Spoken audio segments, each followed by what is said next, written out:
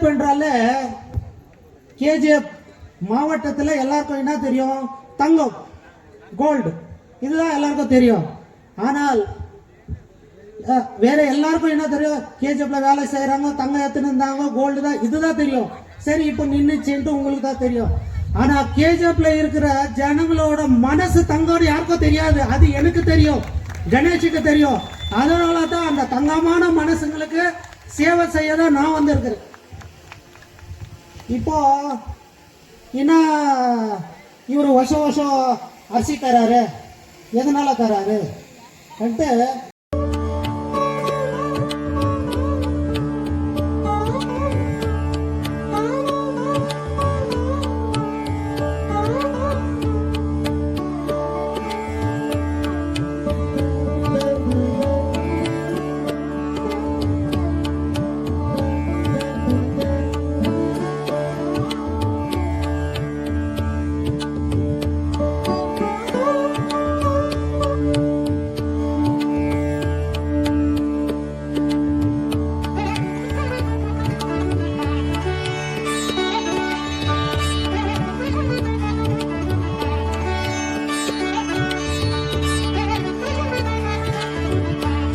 நிறைய பேர் என்ன கேட்டாங்க, அரசியலுக்கு கொடுக்குறீங்களா? அரிசி நீங்க அரசியல்ல நிக்கிற வாசி கொடுக்குறீங்களா? நிறைய பண்றீங்களே, எதனால இவ்வளவு பண்றீங்கன்னு கேட்டாங்க. இது அரசியல்ல நிக்கிறதுல அதெல்லாம் கிடையாது. இப்போ நம்ம வந்து ஒரு குட்டி கதை சொல்றேன். 45-46 ஆச்சு இந்த ஏஜ் வயசு. நிறைய நான் கஷ்டத்தையும் பார்த்துக்கிறேன், சந்தோஷத்தையும் பார்த்துக்கிறேன், உலகமும் சுத்தி இருக்கிறேன். பணம் தேவைன்ற அளவுக்கு எனக்கு வந்து கடவுள் கொடுத்துட்டாரு. ஓகேங்களா? நான் பணத்தை சம்பாரிச்சு என் பசங்களுக்கு அப்புறமா முன்ன வர காலங்களுக்கே வச்சுன்னு போகிறது எதுக்குன்னு எனக்கு பிடிக்கல. நான் சம்பாதிக்கிறதுல பாதி என்னோட 18th வார்டு ஜனங்களுக்கோசரம் பண்ணணும்ட்டு நான் டிசைட் பண்ணியிருக்கிறேன். இத்தனை நாள் நான் வந்து உழைச்சிட்டு போதும், என்னோட வேலை மக்கள் பணியாக்க வந்திருக்கிறேன். இதுதான் என்னோட சோஷியல் சர்வீஸ். சரி, ஓகே.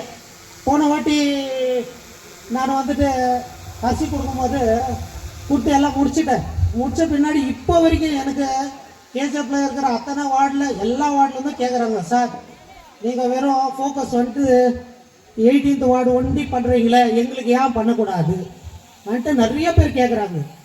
இல்லைம்மா, நான் என்ன பதில் சொல்கிறதுன்னு தெரியல. சரி, காலம் கட்டாயம் நேரம் எல்லாம் வரும்போது கண்டிப்பாக பண்ணலாம். ஆனால் மொத்த கேஜிஎஃப்கே பண்ணுறேன்னு சொல்லிட்டேன்னா என்ன வாழ விட மாட்டாங்க சில பேர். எனக்கு நிறைய கொடைச்சல் கொடுக்குவாங்க. ஆனால் மொத்த கேஜிஎஃப்கே நான் அரிசி கொடுக்கணும்னு ஆசைப்படுறேன்.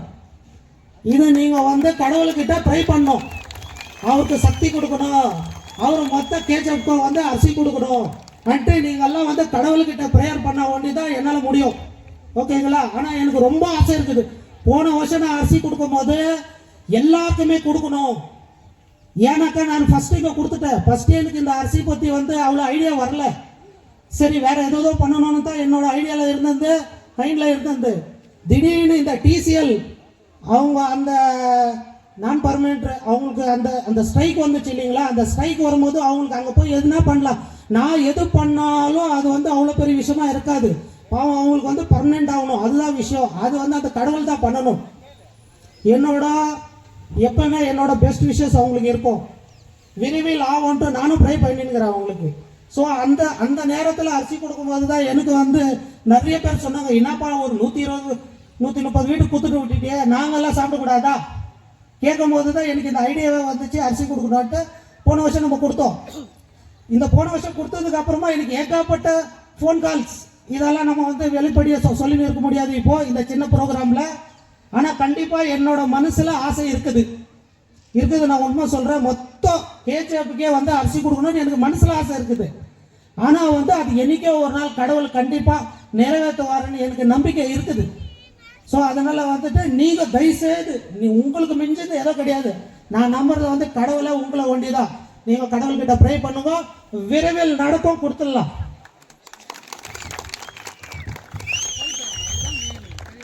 இப்போ என்னன்னாக்கா, சரி ஏதோ நம்ம நல்லது பண்ணலான்ட்டு ரொம்ப ஆழமாக இறங்கி பண்ணின்னு இருக்கிறேன். எனக்கு வந்து அவர் பெங்களூரு, ஓகேங்களா, அவர் பெங்களூரு எப்படி நீங்கள் ஓட்டு போட்டுட்டு எங்கே போவீங்க, பெங்களூர் போவீங்களான்னு சில நண்பர்கள் கேட்குறாங்க. நம்மளுக்கு எல்லாரும் நண்பர் தான், நம்மளுக்கு எதிரி யாரும் கிடையாது. நம்ம யாரையும் எதிரியாக நினைக்கல.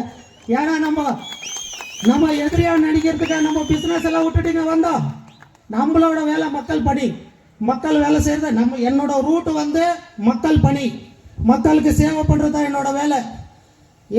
என்னோட மனசு, என்னோட ஹார்ட் 18th வார்டு, என்னோட கண்ணு கேஜிஎஃப். சரி, இதுக்கு என்ன பண்ணலாம்? நீங்க தான் முடிவு எடுக்கணும்.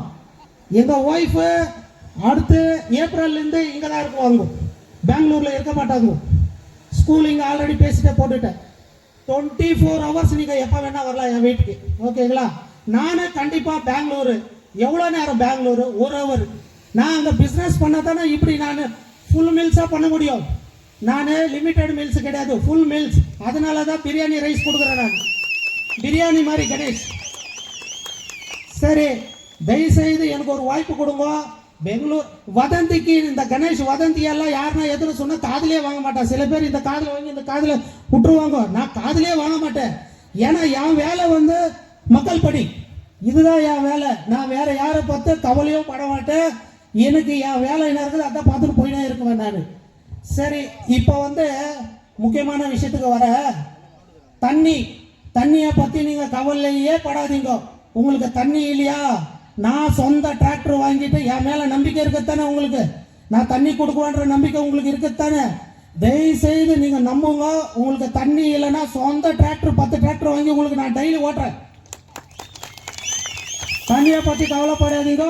நான் வந்ததுக்கு அப்புறமா ஒரு நாள் விட்டோ இல்லை வாரத்துக்கு ஒரு நாளோ, அது எப்போ வருது எனக்கு தெரியாது.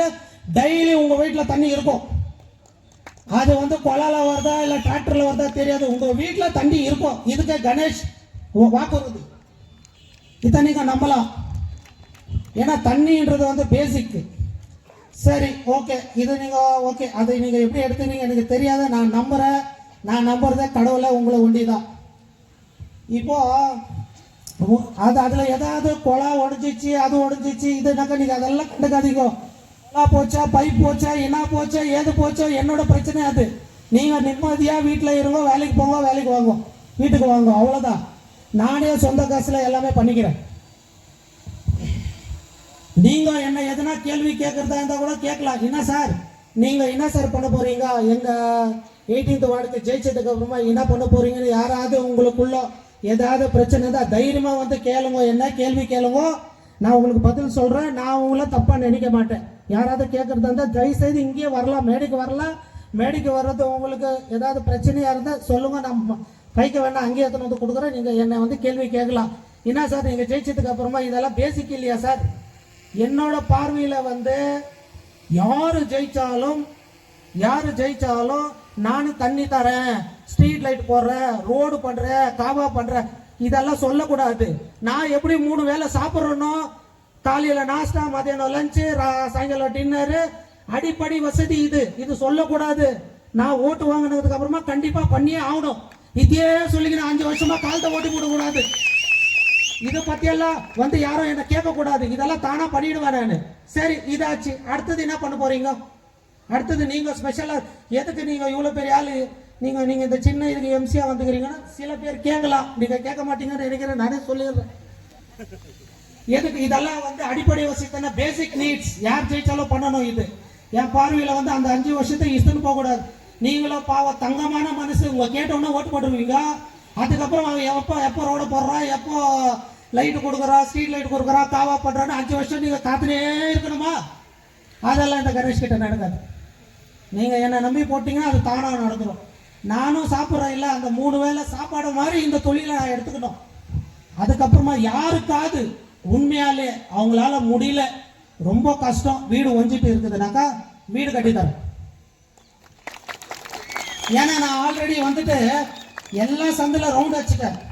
நான் இப்போவே பார்த்துட்டேன், சில வீடெல்லாம் வந்து பாவம் ரொம்ப மோசமாக இருக்குது. இப்போ நான் திடீர்னு போய் பண்ணேன்னா மைன்ஸ்காரன் எல்லாம் வச்சுடுவோம், அதில் கட்டும்போது தான் மைன்ஸ்காரன் வருவான். இது கட்டாத, வாடகை கட்டியா, இது யாருது, என்ன எது, அப்புறம் என்ன ஆகிடும் அவங்களுக்கு. நான் வீடு கட்டி கொடுக்குறேன்னு வச்சுடுன்னு சொல்லிவிட்டேன், அவங்களுக்கு இருக்கிறதுக்கு இடம் இல்லாத ஆகிடும். அதனால வந்து எனக்கு ஒரு பதவி வேணும். எனக்கு பதவி நீங்கள் வந்து கண்டிப்பாக கொடுத்தீங்கன்னா நான் நம்புகிறேன். என்னை எம்சி ஆக்குவீங்கன்ற நம்பிக்கை எனக்கு இருக்குது. அது ஆகிட்ட உடனே அது பண்ணுறோம். யாருக்காவது உண்மையாலேயே வந்துட்டு அவங்களுக்கு படிப்பு ரொம்ப முக்கியம். படிப்பு தான் ரொம்ப முக்கியம். உங்களுக்கு வந்து உண்மையாலே படிக்க வைக்க உங்கள் பசங்களை முடியலன்னா தயவுசெய்து என்னை கேளுங்க. உங்கள் படிப்புக்கு நான் வந்து உதவி பண்ணுறேன். மருத்துவம் உங்களால் முடியல, மிஸ்யூஸ் பண்ணிக்காதீங்க. உண்மையாலே உங்களுக்கு முடியலன்னா என்ன கேளுங்க, நான் அதுக்கும் உதவி பண்ணுறேன். ஓகேங்களா? அதுக்கப்புறமா வந்து இப்போ சில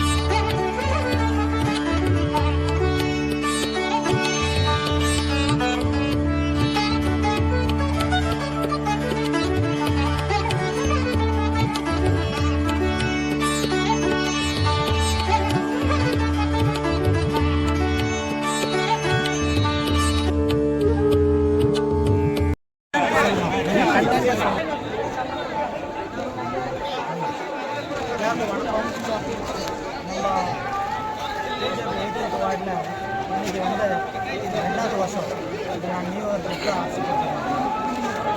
வெற்றிகரமாக வீடியோ ப்ராஜெக்டில் வந்து பண்ணி வேறு வார்டில் இருக்கிறதுனால வந்து கான்டாக்ட் பண்ணி இந்த வார்டுக்கு ஏன் பண்ணக்கூடாது, நீங்கள் சோஷியல் ஒர்க் பண்ண பண்ணுங்க, சோஷியல் ஒர்க் பண்ணணுமா, நீங்கள் வேணால் எலெக்ஷனில் 18 வார்டில் நில்லுங்க, பரவாயில்ல, உங்கள் வார்டுக்கு அர்த்தம் கொடுக்கலாங்க எனக்கு நிறைய பேர் கேட்டாங்க. நான் பலவிதமான ஃபோன் வந்துச்சு. சரி, எனக்கு ஒரு ஆசை இருக்குது, அவ்வளோ சக்தி உங்களுக்கு இல்லை, கடவுள் வந்து எனக்கு சக்தி கொடுத்தாருன்னா கண்டிப்பாக நான் கொடுக்குறேன். எனக்கு ஒரு ஆசை இருக்குது, ஆனால் நான் வந்து எலெக்ஷன் வந்து 18 வார்டில் தான் சுயேட்சை நிற்கிறது, இண்டிபெண்டன்ட் எந்த பார்ட்டியும் போன வருஷமும் நான் உங்களுக்கு சொன்னேன், மறுபடியும் இன்னொரு வாட்டி சொல்லிட்டு நான் இண்டிபெண்டண்டாக தான் நிற்பேன். இப்போ வந்து பேசிக் நீட்ஸ் பார்த்தீங்கன்னா இருக்குது. நம்ம வந்து அடிப்படை வசதிகள் ரோடு போடுறோம், சாபா பண்ணணும், தண்ணி கொடுக்கணும், ஸ்ட்ரீட் லைட் கொடுக்கணும். இது வந்து பார்ட் ஆஃப் த லைஃபாக எடுத்துக்கிட்டு நான் 3 வேளை எப்படி சாப்பிட்றேன், அந்த 3 வேளை சாப்பிட்ற மாதிரி இந்த நீட்ஸ் பேசிக் நீட்ஸ் எல்லாம் நான் வந்து முடிச்சிடுவேன். அது எந்த மாற்றமும் கிடையாது, ஜனங்கள் கேட்டாலும் நான் வச்சுக்க மாட்டேன். அதையும் மீறி நான் வந்து என்ன பண்ணணும், நான் அரசியல் என்னோட வேலை வந்து மக்கள் பண்ணி எஜுகேஷன் இல்லாதவங்களுக்கு அவங்களுக்கு எஜுகேஷன் கொடுக்குறேன், மருத்துவம் இல்லாத அவங்களால முடியாதவங்களுக்கு மெடிசன், வீடு முக்கியமாக வந்து எல்லாரும் மிஸ்யூஸ் பண்ணாதீங்க. உங்களால் முடியல, உங்களால் எதுவும் அதில் ரிப்பேர் பண்ண முடியல அவங்களுக்கு நான் வீடு கட்டி தரேன். நான் 18th வார்டு பண்ணுறேன். மற்றபடி சோஷியல் சர்வீஸ் வெளியே ஆல்ரெடி பண்ணின்னு இருக்கிறேன், இன்னும் நிறைய பண்ண போகிறாங்க. சார், யார் என்னை வந்து ஆல்ரெடி அப்ரோச் பண்ணிட்டு தான் இருக்கிறாங்க. நான் எந்த பார்ட்டி உனக்கு பண்ணிக்கிறாரு? இல்லை சார், சொல்ல முடியாது. நான் அதெல்லாம் பாருங்க, யார் கூப்பிட்டாலும் நான் போக மாட்டேன், எந்த பார்ட்டிக்கும் நான் ஆதரவு கொடுக்க மாட்டேன். நான் சொல்ல இண்டிபெண்டாக தான் நிற்கிறது. வின் ஆகிட்டு அவங்க நம்ம கேஜப்க்கு யார் நல்லது பண்ணுறாங்களோ அவங்க பின்னாடி நிற்கிறோம். சார், ஒரு வார்த்தை சொன்னீங்க சார், அது வந்து வெளிப்படையாக வந்து அவங்களும் வந்து என்கிட்ட ஃபேஸ் டு ஃபேஸு நீங்கள் எப்படி என்னை கேட்குறீங்க ஃபேஸ் டு ஃபேஸு, அந்த மாதிரி என்கிட்ட ஃபேஸ் டு ஃபேஸ் என்னை கேட்கல. இல்லை மறைமுகமாக, ஓகேங்களா, ஃபோன் காலாக இருக்கலாம், மறைமுகமாக வேறு இது மாதிரி நம்மளை வந்து கொடுக்க முடியாத பண்ணுறாங்க. இப்போ வெறும் நான் இந்த 18th வார்டுக்கு இந்த 2வது வாட்டி கொடுத்தது, போன வாட்டி அவ்வளோ இல்லை, இந்த வாட்டி நிறைய எதிர்ப்புகளை இருக்கட்டும், பரவாயில்ல. நான் அதுக்கெல்லாம் பயப்படுற ஆள் கிடையாது சார். மக்கள் பணி பண்ணணும்னு வந்துட்டு என்னோடய மைண்டில் இருந்து மக்கள் பணி தான். வதந்திக்கு நான் வந்து காது கொடுக்க மாட்டேன், யாரையும் நான் தாக்கி பேச மாட்டேன், அது என்னோடய வேலை கிடையாது. நான் பிஸ்னஸ் எல்லாம் விட்டுட்டு நான் இந்த 18th வார்டுக்கு சேவை பண்ணோம், மக்கள் பணி பண்ணோன்னு வந்திருக்கிறேன். அதுதான் என்னோடய ஃபோக்கஸ். யாரையும் பற்றி தரக்குறைவாக சொல்கிறது என்னோட வந்து இது கிடையாது. எப்பவுமே நான் வந்து அது என்னோட ஸ்டேட்மெண்ட் நான் பண்ணுவேன். அதாவது நான் வந்து ஜாஸ்தி வந்து எனக்கு பேச தெரியாது, செயலில் கொண்டு வந்தாங்க. சில பேர் நிறைய பேசுவாங்க, செயலில் பண்ண மாட்டாங்க. எனக்கு வந்து நான் கம்மியாக பேசுவேன், செயலில் ஜாஸ்தி வேலை செய்வேன். சார் இப்போ தெரியல சார், வெறும் ஃபோன் கால் தான் வருது, என்ன பண்ண முடியும்? ஃபோன் காலை வச்சு நம்ம எப்படி சொல்ல முடியும்? சரிங்களா? அவங்க அரசியல்வாதியாக பொதுமக்கள் என்னன்றது சார், இதுக்கெல்லாம் நான் வந்து பயப்பட மாட்டேன். நான் வந்து ஏற்று வாடகை தொடர்ந்து எனக்கு பண்ணின்னு தான் இருக்கிறேன். நான் வந்து இருக்கிறது அதுதான், இந்த கோலை அச்சீவ் பண்ணால் நான் விட மாட்டேன். எயிட்டி வார்டில் நான் எம்சி ஆகும். சரி, இந்த வார்டு வீடு கட்டி கொடுக்குறேன். என்னோட சொந்த கஷ்டம். இதில் எதனா சந்தேகம் சார்? நான் வந்து 45 வயசு. நான் வந்து நிறைய கஷ்டத்தை பார்த்துட்டு, சந்தோஷத்தை பார்த்துட்டு, உலகத்தை சுற்றிட்டேன். ஓகேங்களா? நான் சம்பாதிக்கிறது வந்து பாதி, நான் சம்பாதிக்கிறதுல பாதி 50% என்னோட 18th வார்டு ஜனங்களுக்கோசரம் நான் எடுத்து வச்சேன். வருஷத்துக்கு ஒரு முறை வரீங்க, ஏதோ ஒன்று கொடுக்குறீங்க, வந்து போயிடுறீங்க. தப்பு சார். நீங்கள் நான் வருஷத்துக்கு ஒரு முறை வரேன்றது நீங்கள் சொல்கிறது இந்த வாக்கை பின் வாங்கிக்கிங்க. என்னை வந்து இங்கே வாரத்தில் 3 வாட்டி பார்க்குறாங்க ஜனங்களை நீங்கள் விசாரிங்கோ. நான் இங்கே ஜனங்களாக தான் இருக்கிறேன். நான் வருஷத்துக்கு ஒரு வாட்டி வரல, நீங்கள் தான் வருஷத்துக்கு ஒரு வாட்டி வந்துருக்கீங்க. ஒரு வாட்டி நீங்கள் வந்து என்ன வந்து இன்டர்வியூ எடுத்தீங்க. இப்போ ஏப்ரல் இப்போ தான் வந்து நீங்கள் ஏப்ரல்லேருந்து வீட்டில் இங்கே இருப்பாங்க. ஏப்ரல்லேருந்து சார் இப்போ 100% நிற்கிறாங்க. என்னோட ஒய்ஃப் நிற்கிறாங்க, நிற்கிறாங்க சுனிதா கணேஷ் நிற்கிறாங்க. இப்போ ஜென்ஸ் வாடானா கணேஷ் நிற்கிறாங்க. அவ்வளோதான். ಇದ್ದಿನ ವಾರ್ಡಲ್ಲಿ ಎಲ್ಲರಿಗೂ ಅಕ್ಕಿ ಕೊಡ್ತಾ ಇದ್ದಾರೆ. ಎಷ್ಟು ಕೊಟ್ಟೆಗಳು ಅಂತ ನಮ್ಗೆ 1000 ಮೂಟೆ ಹೋದ ಸಲನೂ 1000 ಮೂಟೆನೇ ಕೊಟ್ಟಿದ್ದು. யாரா இது கை பண்ணுறது?